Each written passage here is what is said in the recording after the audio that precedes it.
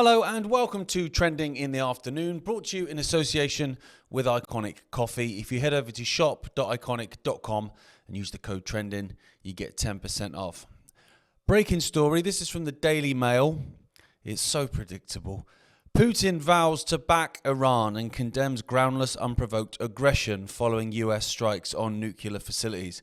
You can just see the chess pieces being moved into place. It's amazing how 20 odd years ago, my dad and a few others were out there saying, this is what the plan is.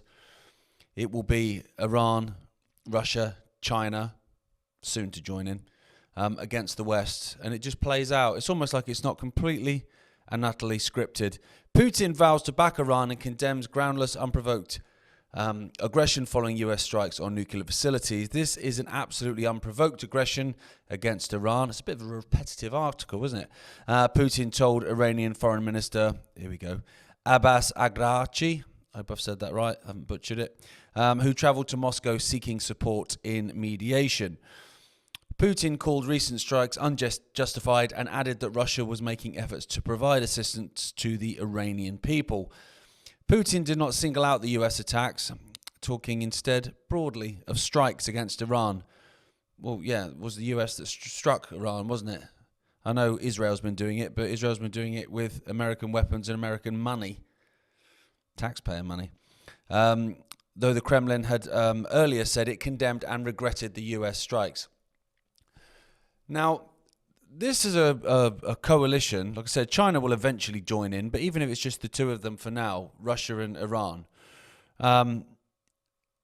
that's a lot of energy stitched up right there, isn't it, ladies and gentlemen?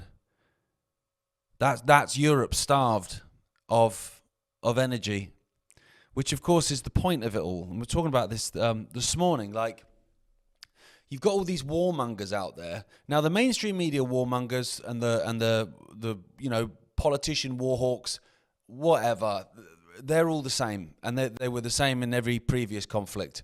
So, do you know what I mean? I just ignore them anyway, as a matter of course.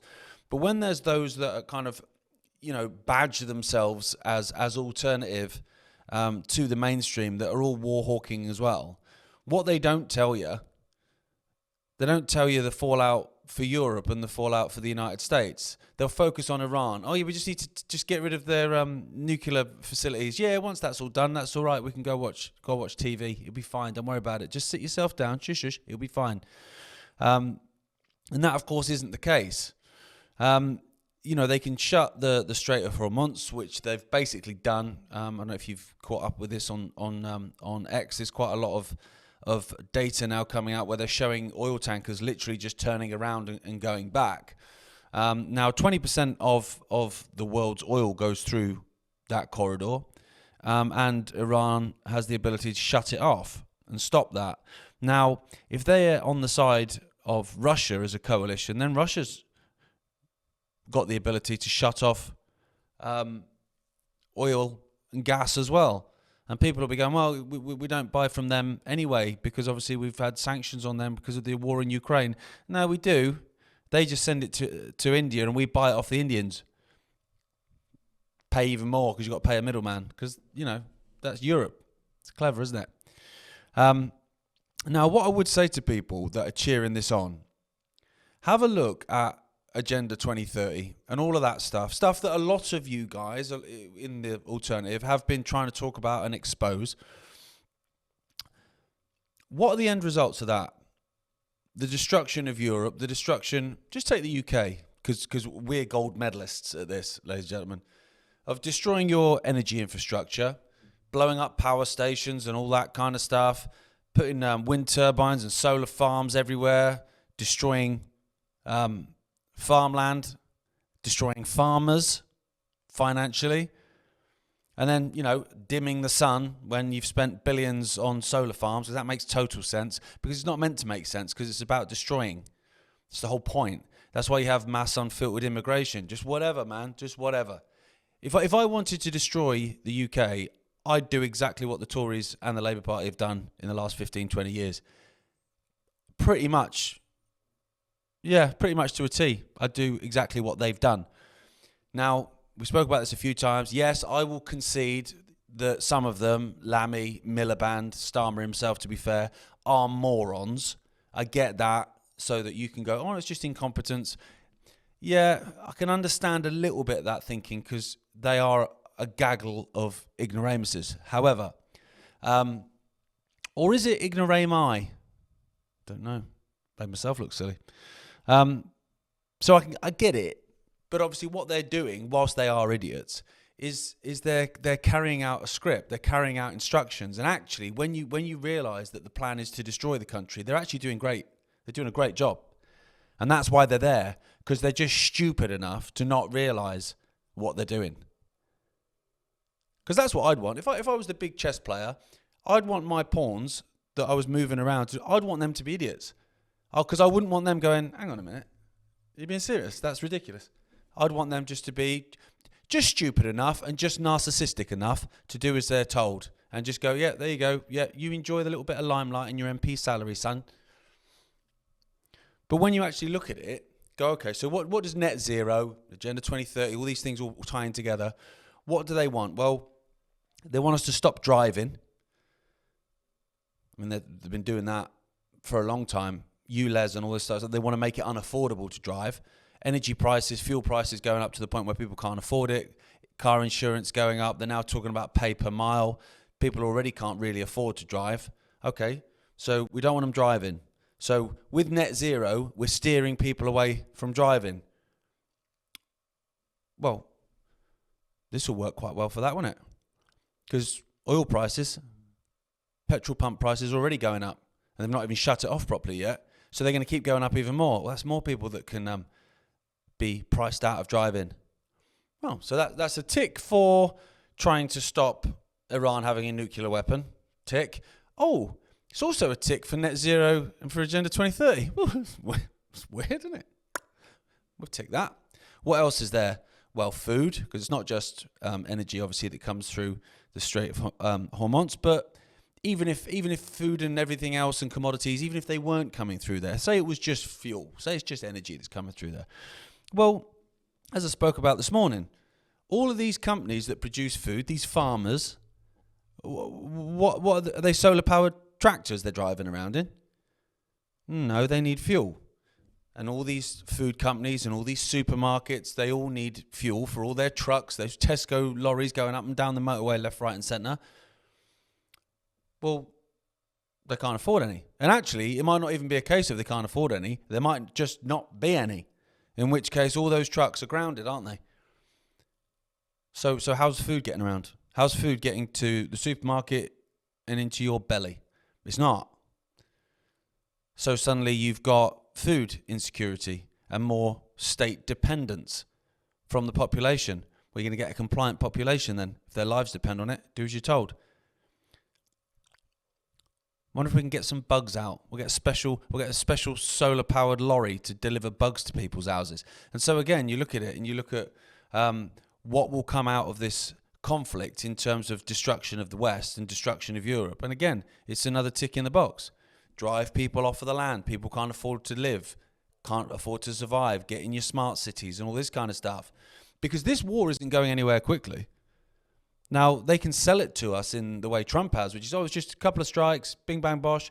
I don't know if you're looking at what's happening today, but Israel and Iran they're not backing off. They're still carrying on. We think that we can, this arrogance of the West, we think that we can deal with everyone in 20 minutes. I said that about Iraq. What was it, 20 years?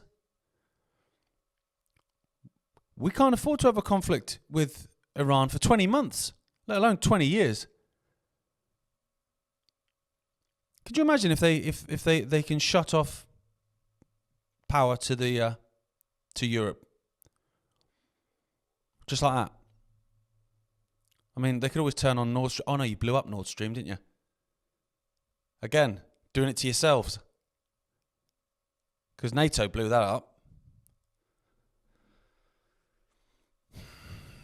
It's really quite frustrating, guys, because look, I'm looking at net zero and I'm looking at the effects that it has on our way of life, a way of life that we've become very accustomed to.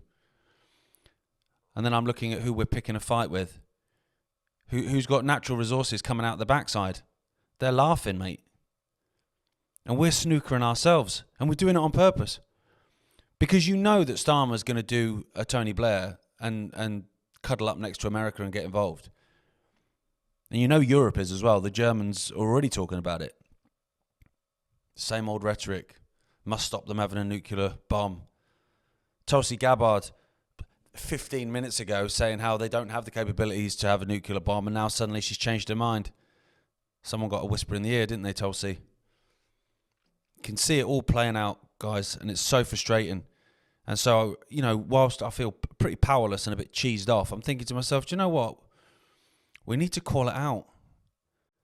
Because there's so many of you out there, particularly with America, so many of you out there with Trump that support Trump, and you support Trump and you voted for Trump as the anti-war president because you're sick of war. Of course you are. Why wouldn't you be unless you're a nut job? And he's showing himself to not be that. So now we need to get off this little tribalistic bandwagon and go, okay, I was duped, I was fooled, that's annoying, right, but let's call him out on it. But we're not seeing that. We're seeing it a bit, but we're not seeing it en masse. We're seeing lots of people doubling down, trying to protect their reputation, a lot of them, and their, sources of money. But that money's not going to get you anywhere when there's no energy to go around or there's no food to go around. I mean, you can sit in your basement counting how much money you got from X last month, but what does it really mean if the world's in flames around you? Absolutely ridiculous. And what annoys me as well, ladies and gentlemen, is that there's this binary thinking about it all the time. So if I don't support Israel attacking Iran, I don't support America attacking Iran and dragging everyone into another conflict, well, I must be pro-Iran then. It's like, do you not remember George W. Bush using that same rhetoric? You're either with us or you're with the terrorists. It's the same thing. It was the same thing after October 7th, when Israel went on the massacre, and still is now, and you called them out on it, and they went, "Oh, so you're pro-Hamas, are you?" You wouldn't have that binary thinking in any other aspect of your life. It's madness. Do you want a pizza? No, I don't fancy a pizza. Oh, you must want a curry then. I just don't fancy a pizza. Why not? Are you anti-Italian? I just don't want a pizza, mate. You literally wouldn't have that level of binary thinking. Yet when it comes to this, you're either for blowing up someone or you're a big fan of oppressing women and nuking Israel. I mean, that's quite a leap, dude. Just against war, against killing. Whoever's doing it, by the way. You can be against an escalation and a conflict and not be a huge fan of the other side of that conflict. It's really easy to do it because I can do it, and if I can do it, anyone can do it. Just be anti-war. Just be anti-death and anti-murder and anti-genocide, no matter who's doing it. And stay true to that. Instead of going, I'm massively anti-war. What? Trump's going to war? Yeah. He's got his reasons. Well, you were anti-war 5 minutes ago, or are you not now? Oh, no. He's on my side, though, isn't he? Oh. Well, it's all right when we do it. Honestly, ridiculous. So let's see where this goes then, ladies and gentlemen. Putin vowing to back Iran. Like I say, so predictable. We were talking about this, my dad was talking about this from 20 years ago. But we can't stop it. We have the power to do that as a population. There's enough of us. If some of us can just get off that tribalistic bandwagon, like I say, and actually call a spade and say, look, no, this is wrong. We're not having it. Rather than getting dragged along with it. But there you go. I'll be back tomorrow. Thank you for tuning in. As always, brought to you in association with Iconic Coffee. If you head over to shop.iconic.com and use the code TRENDING, you get 10% off. See you later.